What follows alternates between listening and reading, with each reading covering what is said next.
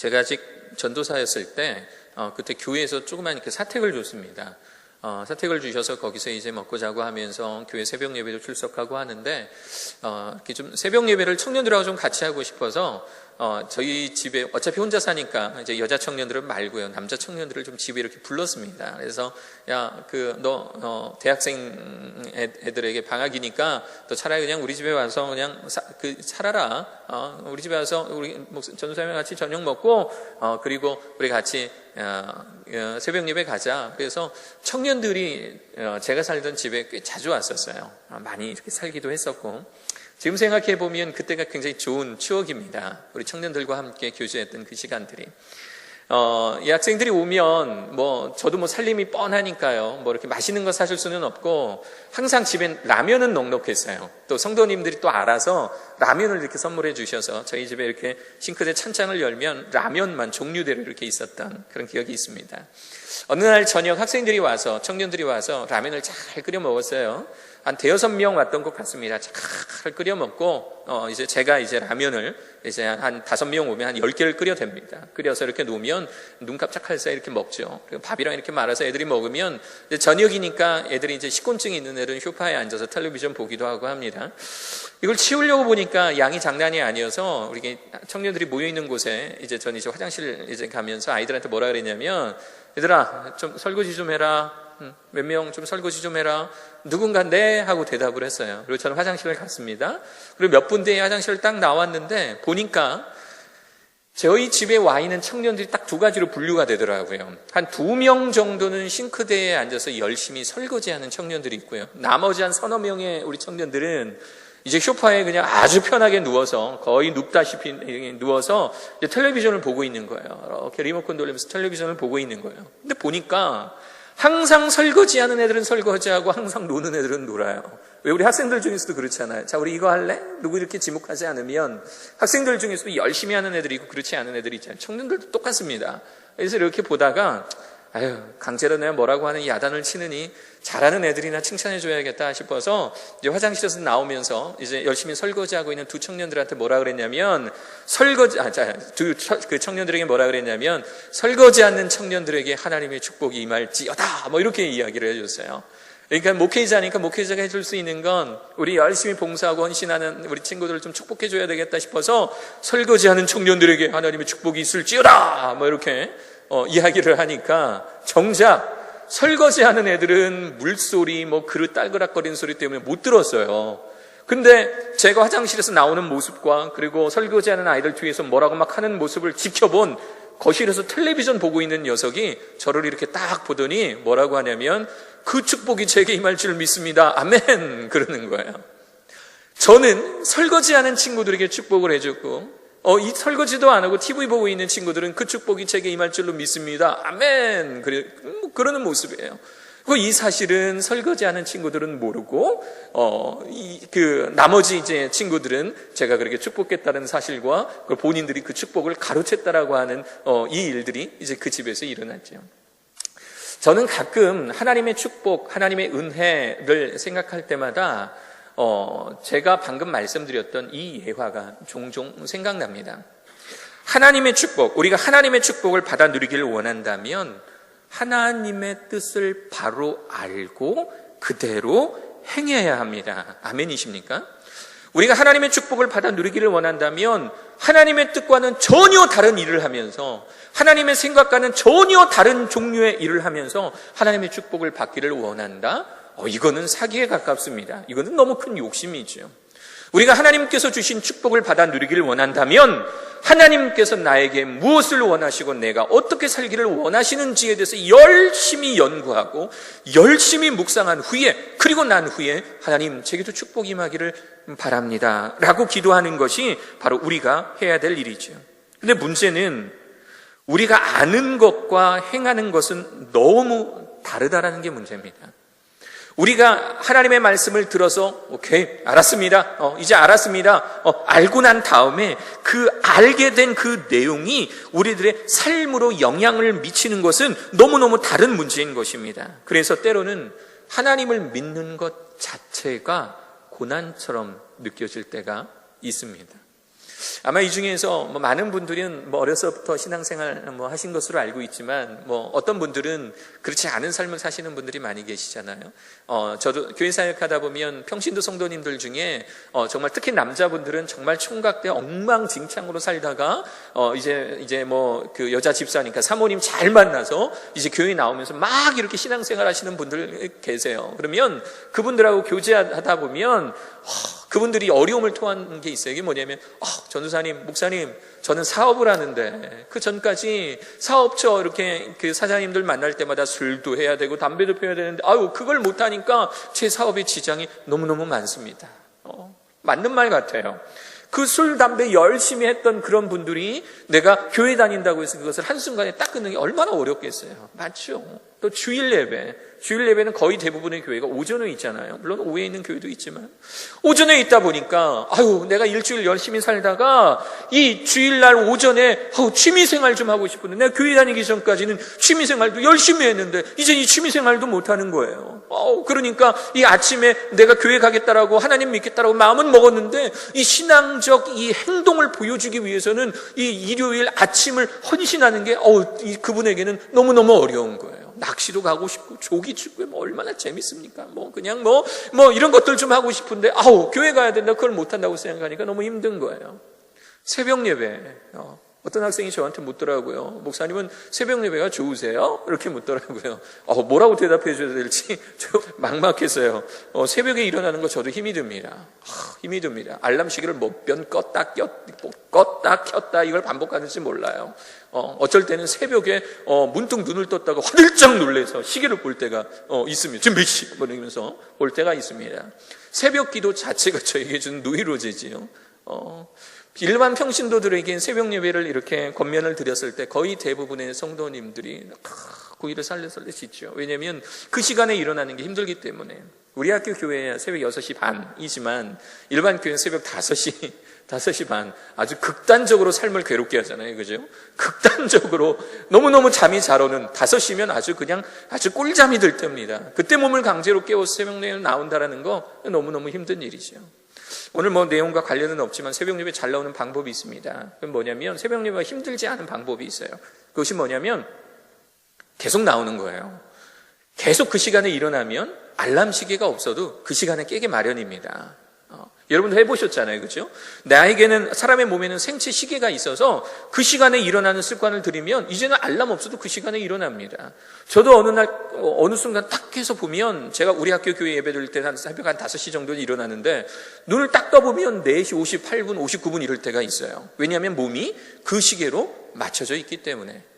새벽에 나와서 기도하고 싶은데 마음은 원이로되 육신이 너무너무 무거우신 분들은 한번 이번 기회에 한 며칠 동안 내가 한번 죽을 각오로 일어나 보겠다라고 생각을 하시고 도전을 한번 해보십시오. 그럼 눈이 그 시간에 버뜩 떠지는 역사가 일주일 뒤에 나타나게 될 것입니다. 우리 고개 끄덕이신 분들은 우리 다음 달부터 한번 뵙도록 하겠습니다. 교회 잘 다니면 목사님들이 헌신과 봉사 강요하죠. 그러다 보면 내가 하나님을 믿는 것조차도 헛이신일 때, 너무너무 큰 고난일 때가 있습니다. 하나님의 뜻을 알고 행하는 데 있어서 첫 번째 고비가 나타나는데요. 저는 이 고비를 뭐라고 그러냐면, 우리가 보통 고비가 한 2가지가 있습니다. 오늘 이 2가지를 살펴볼 건데, 첫 번째는 믿음의 갈등이라는 고비가 나타납니다. 따라해 볼까요? 믿음의 갈등. 다시 한번, 믿음의 갈등. 오늘 새벽 예배 때 우리 나누었던 말씀입니다. 믿음의 갈등은 2가지로 정의할 수가 있습니다. 첫 번째는 예수님이 나의 구원자임을 믿는 것, 이게 믿음이에요. 첫 번째 믿음의 정의고요. 두 번째는 예수님께서 나의 주인 되심을 믿는 것, 이 2가지를 바로 믿음이라고 합니다. 그래서 너 믿음 생활하니? 라고 말하면 너 예수님을 너의 구주로 믿니? 또 너의 주인으로 믿니? 라고 하는 이 2가지의 질문인 겁니다. 나는 너무 믿음이 약해 라고 하는 것은 예수 그리스도께서 나의 구원자라는 이 사실이 믿어지는 게 내가 좀 희미해지는 것 같아. 또 하나는 예수님께서 나의 주인이라는 사실은 내가 좀 흔들리는 것 같아. 이런 뜻입니다. 이것이 바로 우리가 말하는 신앙신들이 말하고 있는 믿음에 대한 정의인 것입니다. 예수님을 나의 주인으로 삼으면 나타나는 현상이 있지요. 종은요, 주인의 말에 귀를 쫑긋하게 됩니다. 그렇지 않겠습니까? 주인이 나에게 뭐라고 말하나 귀를 쫑긋 이렇게 하게 되죠. 저 주인님이 나에게 뭔가를 명령할 텐데 그 명령을 내가 잘해야 되는데 도대체 주인님은 나한테 뭐라고 말하는가? 귀를 쫑긋 열게 됩니다. 마찬가지입니다. 예수님을 나의 주인 되심을 믿는 것, 나에게 주시는 하나님의 말씀이 옆집 아저씨에게 하는 말씀이 아니라 옆에 있는 무슨 집사님, 무슨 팀장님, 무슨 실장님께 하는 말씀이 아니라 하나님께서 설교 시간에, 이 예배 시간에 말씀하시는 이 부족한 종의 입술을 통해서 대언하는 이 말씀이 내가 예수 그리스도를 나의 주인으로 받아들이는 순간 그것이 바로 1인칭이 된다는 거예요. 여러분들의 축복이 있을지어다라고 말하면 여러분이 아니라 너에게, 바로 나에게 축복이 있을지어다 라고 느껴지는 그 순간이 있다는 것입니다. 이것이 바로 예수 그리스도를 나의 주인으로 온전히 받아들일 때 예배 시간에 나타나는 현상인 것입니다. 다른 사람에게 말하는 것이 아니라 나의 주인이 내게 하는 명령처럼 받아들이고 그 명령대로 살도록 결심해야 되는데 그 과정이 너무 힘이 들어지는 것이지. 너무 힘이 듭니다. 이것이 바로 믿음의 갈등, 믿음의 고비라고 하는 것입니다. 만약에 여러분들이 지금 이 예배를 또는 이 설교 시간을 마치 대학에서 교양 과목 듣듯이 듣는 그런 마음의 자세라면, 그렇다면 우리 정말 철저히 반성해야 합니다. 설교는 1인칭입니다. 무슨 말이냐면 이곳에 30명이 와 계시든 300명이 와 계시든 문경, 음성, 연합하면 여기에 1000몇 명이 꽉 들어차든지 간에 그 시간에 하나님의 말씀이 선포가 된다면 그것은 하나님과 여러 사람이 아닌 하나님과 나 사이의 대화다라고 받아들이는 것이 예수 그리스도를 주인으로 받아들이는 성도의 예배에 대한 태도인 것입니다. 믿으십니까? 교양이 아니라 바로 나에게 하시는 바로 그 말씀으로 받아들이는 과정, 이 과정 중에 발생하는 갈등, 그것이 바로 믿음의 갈등이라고 하는 것입니다.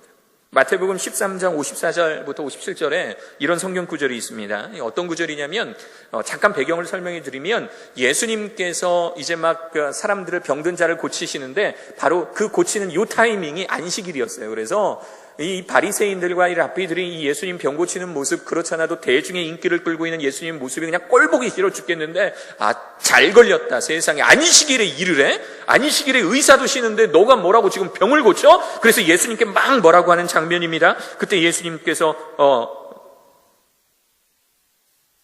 죄송합니다.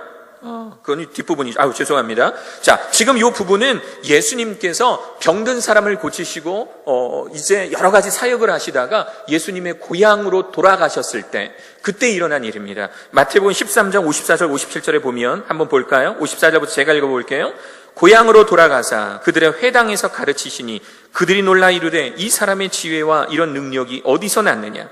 이는 그 목수의 아들이 아니냐? 그 어머니는 마리아, 그 형제들은 야고보, 요셉, 시몬, 유다라 하지 않느냐? 그 누이들은 다 우리와 함께 있지 아니하냐? 그런즉 이 사람의 이 모든 것이 어디서 났느냐 하고 57절 예수를 배척한지라.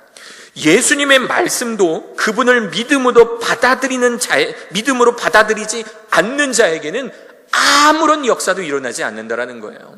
예수님께서 여러 병든 자를 고치시고 예수님께서 여러 말씀을 통해서 많은 이들에게 은혜를 끼쳐주셨는데 저 말씀이 바로 나에게 하시는 말씀이야, 저 예수님의 말씀이 나에게 하시는 말씀이야 라고 생각하고 마음에 결심하는 사람들에게는 수없이 많은 기적들이 일어나지만, 아니 저 사람은 지금 목수의 아들 아니야?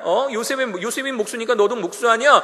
목수의 아들 아니야? 너희 형제들이 지금 우리와 함께 있는데 너는 지금 뭐 하는 거야? 너 주제를 알아야지 라고 하면서 예수 그리스도를 배척했던 그 사람들에게는 아무런 일도 일어났지 않았다라고 하는 것이죠. 그래서 우리가 만약에 구원받은 자이고 예수 그리스도를 우리의 마음에 모셨다면 예수님께서 하셨던 그 말씀, 또 우리가 성경의 말씀을 통해 깨닫게 되는 하나님의 그 말씀, 또 이 예배 중에 선포되어지는 이 하나님의 말씀을 바로 나에게 주시는 하나님의 말씀으로 바로 알고 그대로 살아 행하는 작업이 우리에게 필요한 줄로 믿습니다.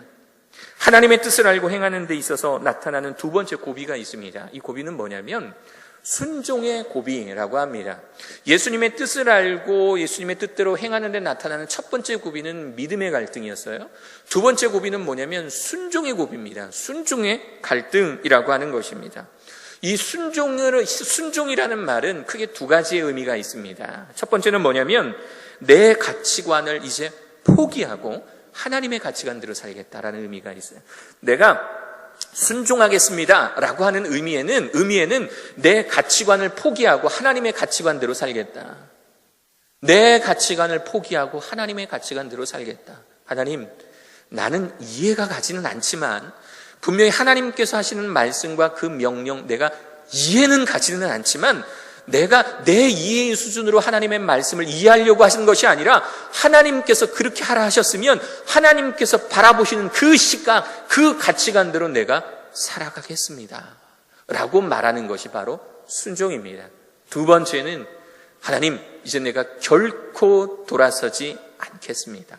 하나님, 내가 하나님의 명령에 따라서 내 가치관을 버리고 이제 하나님의 명령을 따라갈 텐데 하나님, 내가 다시는 뒤를 돌아보지 않겠습니다 라고 고백하는 것, 이것이 바로 순종이라고 하는 것입니다. 하나님의 말씀을 아멘, 아멘으로 받았다. 그리고 꼭 그렇게 살겠다고 다짐했다. 그러나 마치 자갈밭에 뿌려진 씨앗처럼 열매 맺지도 못하고 그 다짐과 열정이 사그라져 버린다면 아무 일도 일어나지 않습니다. 절대로 아무 일도 일어나지 않습니다. 이 순종의 고비를 잘 이기는 방법이 있습니다. 순종의 고비를 잘 이기는 방법, 첫 번째는요, 우리 말씀을 잠깐 좀 볼게요. 첫 번째, 요한복음 5장 17절에 있는 말씀입니다. 아까 제가 잘못 설명했던 그 말씀 본문입니다. 5장 17절, 우리 한 목소리를 한번 같이 읽어볼까요? 시작! 예수께서 그들에게 이르시되 내 아버지께서 이제까지 일하시니 나도 일한다 하시매. 내 아버지께서 지금도 일하지 않느냐? 너희들은 지금 내가 안식일에 병을 고쳤다고 해서 나를 지금 모함하려고 하고 있는데 하나님께서는 안식일이라고 해서 불쌍한 자들을 불쌍히 여기지 않으시는 게 아니라는 거예요. 하나님께서는 그날이 뭐 특별한 어느 날이라고 해서 일하지 않으시는 게 아니라는 거죠. 하나님께서 지금 일하시면 나도 일한다라는 거예요. 하나님께서 바로 이곳에서 일하고 계시면 나도 일하겠다라고 하는 것입니다. 그것이 어느 때를 의미하는 게 아니에요. 뭐 안식일, 부활절을 의미하고 성탄절을 의미하는 것이 아니라 하나님께서 일하시는 그 때가 우리가 일해야 될 때이고 하나님께서 일하시는 바로 그 장소, 하나님께서 바라보시는 바로 그곳, 하나님께서 눈물을 흘리시는 바로 그곳을 바라보며 우리 또 일하고 우리가 눈물을 흘리고 우리가 그곳에 관심을 가져야 하는 것, 그것이 바로 믿는 성도의 당연한 도리라는 것이 오늘의 이 말씀 요한복음 5장 17절을 통해서 우리들에게 말씀해 주고 계시는 것입니다. 여러분, 우리 학교에서 일하시면서 우리 학교의 가장 큰 장점 뭐라고 생각하십니까? 우리 학교의 가장 큰 장점. 오늘도 어떤 분에게 이렇게 여쭤봤어요. 우리 학교 일하시고 괜찮으시냐 이렇게 물어보시면서 그분이 하셨던 말씀 중에 하나가 우리 학교의 가장 큰 좋은 장점은 믿는 분들이 이렇게 모여 있는 게 너무 좋다라는 거예요. 믿는 분들이 있는 게 너무 좋은 거. 물론 저도 좋습니다. 우리 학교의 가장 큰 장점은 바로 하나님께서 일하시는 곳이라고 하는 것입니다. 믿으십니까? 하나님께서 일하시는 곳, 하나님의 임재를 경험하는 사람들이 많이 모여 있는 곳, 또 하나님에 대해 이야기해도 전혀 어색하지 않는 곳. 선생님들이 많이 힘들고 어렵다라고 하시는데 참 일반 학교에서 일하고 있는 그 친구들을 종종 만납니다. 저도 기독교 교육학과이기 때문에 이제 일반 학교 교목으로 가 있는 친구들이 있어요. 이렇게 이야기를 나눠보면 포기가 된 상태가 너무 많은 거예요. 아니 교목인데 애들을 포기하는 거예요. 일반 공교육이 얼마나 무너져 있는지, 아니 교목도 포기할 정도면 일반 선생님들은 오죽할까라는 그런 생각을 해봅니다. 맞아요. 일반 선생님들도 학생들을 그냥 포기해버릴 때가 많다라는 거예요. 왜냐하면 아이들한테 함부로 이야기할 수도 없대요. 이제는 교실 안에서 뭐 예수님을 전한다, 성경 말씀을 뭐 인용을 한다, 그러면 한 두세 명 학생들이 이렇게 사실 확인서 써서 이렇게 제출하면 교실 안에서 특정 종교를 강요했다 그래서 그 선생님 징계받는다라는 거예요. 요즘에 우리 교육 환경은 이런데 우리는 아예 교실 벽에 성경 말씀 크게 붙어 있고 사명 선언문, 뭐 아주 그냥 하나님의 말씀을 그대로 인용한 사명 선언문이 교실 벽에 떡하니 붙어 있는, 아주 하나님께서 일하시는 바로 이곳이 바로 우리가 근무하고 있는 글로벌 선진학교라는 곳입니다. 사랑하는 여러분, 하나님께서 우리 학교에 어떠한 사명을 주셨는지 초점을 맞추시는 여러분 되시기를 바랍니다. 믿으십니까? 우리가 이 순종의 고비를 잘 넘기기 위해 해야 될 일은 뭐냐면 도대체 하나님께서는 우리 학교에 어떠한 사명을 주셨는지 먼저 파악하는 거예요. 하나님께서 우리 학교에 주신 그 교육적 사명을 제대로 이해하지 못한다면, 그렇다면 우리가 올바로 순종할 수가 없죠. 아니 왜? 왜 그런 건데? 라고 하는 의문만 생기기 마련입니다. 또한 하나님께서 믿음의 선배들을 어떻게 사용하고 계시는지 우리가 목도해야 됩니다. 저분은 하나님께서 어떻게 사용하시는 걸까? 저분은 하나님께서 어떻게 사용하시는 것일까? 하나님께서 사용하시는 믿음의 선배들을 목도해야 됩니다. 세 번째는 하나님께서 내게 어떠한 사명을 주셨는지 소명의식을 가져야 되는 것입니다. 세상에 가요도 우리의 만남은 우연이 아니야 라고 이야기를 합니다. 하나님께서 우리 학교에 심어주신 데는 분명한 이유가 있고 목적이 있을 텐데, 그렇다면 하나님 왜요? 하나님 왜 저를 이곳에 보내셨지요? 하나님 왜 저를, 이렇게 무능력하고 힘없는 저를 왜 이곳에 보내셨지요? 하나님께서 우리들에게 맡겨주신 그 사명에 초점을 맞춰보셔야 한다는 것입니다. 사랑하는 여러분, 우리가 우리 학교에서 일하는 것이 생득의 목적이 되어서는 안 됩니다. 사명이 목적이 되어야 합니다. 나를 위한 순종은 순종이 아니라 하나님을 이용하는 것이지요. 나를 위해서, 내가 뭔가 생득을 위해서 이렇게 일하면 내가 뭔가를 받겠지라고 하는 나를 위해서 순종하는 것은, 그건 순종이 아니라 하나님을 이용해 먹는 것입니다. 우리들의 순종은 하나님께서 우리 학교에 어떤 사명을 주셨는지, 또 우리 믿음의 선배들을 어떻게 사용하고 계셨는지, 또 나에게는 어떠한 사명을 주셨는지 확인하는 작업부터 이루어지는 것입니다. 오늘 저는 여러분들과 함께 엘리사에 대한 이야기를 살펴보았습니다. 엘리사. 여러분, 엘리사 이야기를 많이 아십니까? 나이 많은 스승 엘리야가 하나님으로부터 계시를 받고 자신을 찾아와 자신을 제자 삼기 원한다는 사실을 알게 되었을 때 엘리사가 취한 행동은 말 그대로 획기적인 조정이었습니다. 오늘의 말씀을 보면 열왕기상 19장 21절에 보면, 이제 엘리야가 엘리사를 불렀어요. 엘리야를 부르니까 엘리야가 엘리사를 부르니까 엘리사가 취했던 행동입니다. 한번 보십시오. 엘리사가 그를 떠나 돌아가서 한 교리소를 가져다가 잡고 소의 기구를 불살라 그 고기를 삶아 백성에게 주어 먹게 하고 일어나 엘리야를 따르며 수종 들었더라. 엘리사는요, 직업적으로는 확실한 농부였습니다. 소들도 많았어요. 겨리소라고 하는 것은 이 쟁기를 양쪽에 한 마리씩 이렇게 두 마리를 놔서 이렇게 끌게 하는 그걸 이제 겨리소라고 이야기를 합니다. 한 쌍의 소가 큰 쟁기를 끄는 그 소를 겨리소라고 이야기를 합니다. 엘리사는 그는 확실한 농부였습니다. 소를 데려다가 쟁기를 매게 하고 밭을 열심히 갈아 생계를 유지하는 농부였다는 사실입니다. 그런 그에게 엘리야가 자신을 향해 겉옷을 던졌을 때 그토록 아끼는 소를 잡고 농기구를 불태웠으며 그 고기를 삶아서 주변 사람들과 함께 나누어 먹었습니다. 엘리사는 다시 돌아오지 않을 작정이었던 것입니다. 옛 생활을 단호하게 끊어버리는 것, 단절하는 것, 더 이상 소를 몰지 않을 작정이었던 것이죠. 더 이상 옛 생활로 돌아오지 않을 작정이었던 것입니다. 익숙했던 패턴으로부터 벗어나 새로운 패턴에 순종하였던 것이죠. 저는 이 엘리사의 이야기를 보면서 우리가 얼마나 현실에 안주하면서 하나님의 말씀에 순종하지 못하고 있는가를 묵상해 보게 되었습니다. 우리의 삶이 현실에 안주했고 주님 여기가 좋사오니 나를 여기에 그냥 두소서라고 하는 마음이 우리들 마음에 고착화되어 있다면, 그렇다면 우리가 하나님께서 주신 그 말씀에 순종하며 나아갈 수 있을까? 한번 여러분 생각해 보십시오. 아브라함이 우르와 하란을 하란에 계속 머물러 있었다면, 하나님 저는 여기가 좋습니다, 저는 아버지의 땅이 좋습니다라고 우르와 하란에 계속 머물러 있었다면 한 민족의 아버지가 될 수 있었을까요? 모세가 만약에 사막을 떠나지 않았다면 출애굽도 없었으며 가나안 땅도 없었을 것입니다. 다윗이 만약에 양떼를 너무너무 사랑한 나머지 하나님 저는 이 양떼가 좋습니다 라고 양만 끌어안고 있었다면, 그 소년의 신분을 버리지 않았다면 아마도 다윗은 이스라엘의 왕이 될 수 없었을 것입니다. 마태가 이 돈 잘 벌고 아주 그냥 수입이 보장된 세관원의 자리를 박차버리지 않았다면 아마 예수님의 제자가 되지 못했을 것입니다. 사랑하는 여러분, 획기적인 조정이 필요합니다. 믿으십니까? 여러분들의 삶에 획기적인 조정이 필요합니다.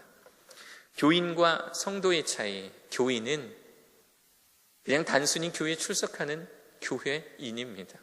성도는 하나님을 믿고 따르며 내 삶을 하나님 앞에서 획기적으로 조종하는 사람을 성도라고 이야기를 합니다.